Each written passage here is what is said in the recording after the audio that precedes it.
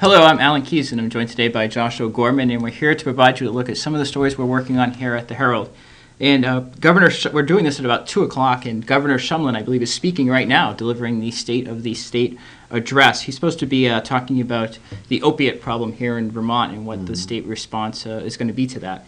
So we'll have a story on that from Neil Goswami. We're actually going to run the whole text of the speech. Well, excerpted speech. I guess it depends on how long it is. We have 110 inches of space, so hopefully maybe if it's contained within that, we'll run the whole thing.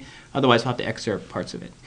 Also in tomorrow's paper, we'll have a story from Gordon Drusilla looking at parking in the city. Apparently, they're looking to change from meters to like one of those ticketing systems. Right. So maybe you'll be able to pay with a debit card and all other kinds of stuff. Like they have over in Portsmouth, I believe. Yes.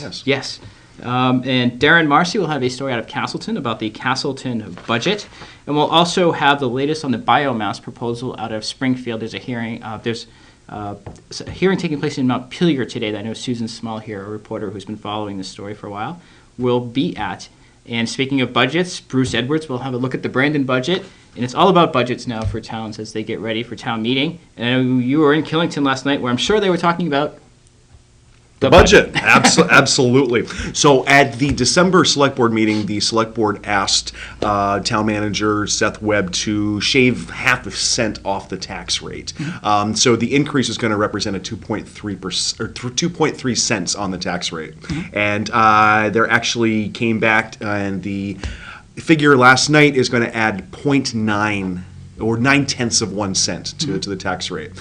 Basically, Killington runs on a calendar year instead of a fiscal year, and 2013 finals numbers in terms of revenues are way up. That's good. And so they're able to apply that in terms of the carryover toward the tax rate. So this is going to be the first increase to the tax rate there, assuming that it passes. It'll be the first increase in, I think, 3 years. Okay. And also in tomorrow's paper is our invite section, a weekly look at entertainment happening around the region.